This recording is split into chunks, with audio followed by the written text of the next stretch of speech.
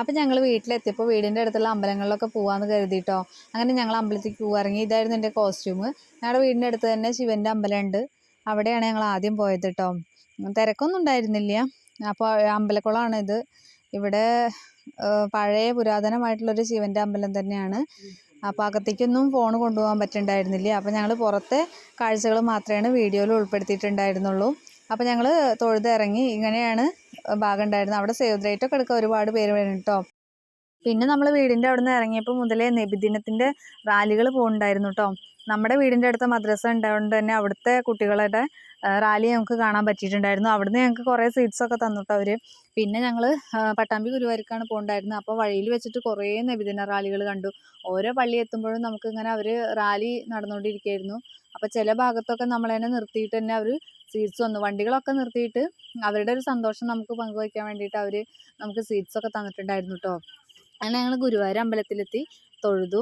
അകത്തേക്കൊന്നും phone കൊണ്ടുപോകാൻ പറ്റില്ലല്ലോ. അപ്പോൾ ഞങ്ങൾ കുറച്ച് നേരം അത് കൂടെയൊക്കെ നടന്നിട്ട് വഴിപാടൊക്കെ കഴിച്ചു. പിന്നെ ചേച്ചിയുടെ കുട്ടിക്ക് ആനയെ കാണണമെന്ന് പറഞ്ഞിട്ട് ഞങ്ങൾ ആനക്കോട്ടയിലേക്ക് പോയി. അപ്പം നോക്കുമ്പോൾ അവിടെ ആന ഉണ്ടായിരുന്നില്ല കേട്ടോ.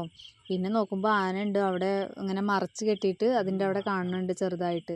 അവിടെ നിങ്ങൾക്ക് കാണുന്നുണ്ടോയെന്ന് അറിയില്ല. ആ ഒരു പച്ച നെറ്റിൻ്റെ അപ്പുറത്തുണ്ടായിരുന്നു ആനക്കൂട്ടൻ നിൽക്കുന്നുണ്ടായിരുന്നു. അപ്പോൾ അവിടെ നിന്ന് നമുക്ക് കാണാൻ പറ്റിയിട്ടുണ്ടായിരുന്നില്ല.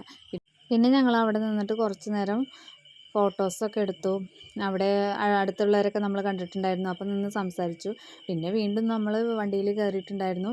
അപ്പോൾ വീണ്ടും നബിദിന റാലികൾ കണ്ടു. നല്ല രസമായിരുന്നു പോകുന്നത് കാണാൻ. ഒരുപാട് കുട്ടികളുണ്ടായിരുന്നു, ചെറിയ കുട്ടികൾ മുതൽ വലിയ കുട്ടികൾ വരെയായിട്ട്. അങ്ങനെ ഞങ്ങൾ കുറേ നേരം നബിദിന റാലികളൊക്കെ കണ്ടിട്ട് പിന്നെ ഞങ്ങൾ അമ്മായിയുടെ വീട്ടിലേക്ക് പോവാൻ വിചാരിച്ചു.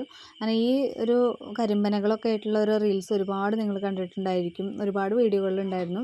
പള്ളിപ്പുറം റോഡിനാണ്. അങ്ങനെ പുഴയുടെ സൈഡിലൂടെയാണ് നമ്മൾ ആ റോഡിലൂടെ പോകുന്നത്. അങ്ങനെ ഞങ്ങൾ അവിടെയൊക്കെ പോയി. പിന്നെ വീട്ടിലെത്തിയപ്പോൾ ബാലമാമനെ ഒച്ചയൊക്കെ എത്തിയിട്ടുണ്ടായിരുന്നു കേട്ടോ. ഇതൊക്കെയാണ് നമുക്ക് നബിദിനത്തിന് കിട്ടിയിട്ടുണ്ടായിരുന്ന സ്വീറ്റ്സുകൾ. കൂടെ ഐസ്ക്രീമും കിട്ടിയിട്ടുണ്ടായിരുന്നു. പിന്നെ ഉച്ചയ്ക്ക് പള്ളിയിൽ നിന്ന് കിട്ടിയ നെയ്ച്ചോറും ബീഫ് കറിയാണ് ഉണ്ടായിരുന്നത്. അതൊന്നും വീഡിയോ എടുത്തിട്ടുണ്ടായിരുന്നില്ല. പിന്നെ വൈകിട്ട് പരിപ്പുവടയും ചായ ഉണ്ടായിരുന്നു. പിന്നെ ഞങ്ങൾ അതിന് ശേഷം നമ്മുടെ വീടിൻ്റെ തൊട്ടടുത്ത് തന്നെ പാടമായിരുന്നു. അപ്പോൾ പാടത്തൊക്കെ ഒന്ന് ഇറങ്ങിയിട്ട് കുറേ ഫോട്ടോസൊക്കെ എടുത്തു. അതൊക്കെ അമ്മായിയുടെ മക്കളാണ് കേട്ടോ കണ്ടിട്ടുണ്ടായിരുന്നത്. അവരെല്ലാവരും വന്നിട്ടുണ്ടായിരുന്നു. വൈകുന്നേരത്തോടു കൂടി പാടത്തേക്ക് ഇറങ്ങുക എന്ന് പറഞ്ഞാൽ അതൊരു പ്രത്യേക വൈബ് തന്നെയാണ്. എല്ലാവരും കൂടിയിട്ട് ഞങ്ങൾ ഒന്ന് പാടത്തൊക്കെ കറങ്ങാമെന്ന് കരുതി. പാടമൊക്കെ പൂട്ടിയിട്ടിട്ടുണ്ടായിരുന്നു. അപ്പോൾ സൂര്യൻ അസ്തമിക്കണ ആ ഒരു സമയം കൂടി ആയപ്പോൾ നല്ല രസമായിരുന്നു കേട്ടോ അവിടെ കാണാൻ. നല്ല ഒരു പ്രത്യേക ഒരു അറ്റ്മോസ്ഫിയർ ആയിരുന്നു. അവിടെ ഞങ്ങൾ കുറേ നേരം പാടത്തൊക്കെ കളിച്ചു.